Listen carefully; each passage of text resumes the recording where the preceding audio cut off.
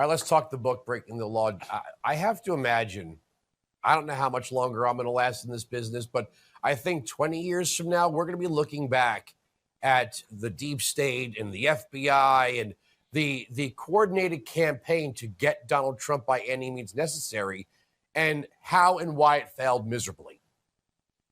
You're right about this. And there's a real connective tissue to what we're talking about with Russia lately, because the Russiagate hoax gave rise to the case, the Stormy Daniels case, which is the only one that actually got convictions, criminal convictions against Donald Trump. It was a case that never should have been brought because a lot of the crux of the case was based around the fact that Michael Cohen, a key subject in the Russiagate investigation, that there's a federal investigation into him to prove he coordinated with Moscow to rig the election, which he didn't do. And the FBI got a warrant to surveil Cohen's Gmail account via the Department of Justice and the special counsel, Robert Mueller. And a lot of that information was used to allegedly bust Trump for a crime that was totally bogus. And I lay that out in the book as well.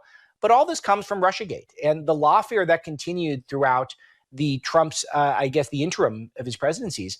It was all based on the fact that no one got held accountable for Russiagate. So this is the thing.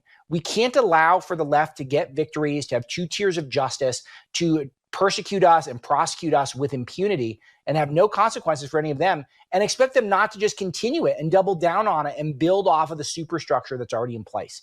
This is the warning of the book Breaking the Law, is that if we don't take this stuff seriously, if we don't start seeing accountability for the lack of the lawlessness on the left, the refusal to enforce the laws in the books, the refusal to not have two tiers of justice in this country, then we're doomed to repeat this. This is the biggest threat to the America First movement right now, is the lawfare.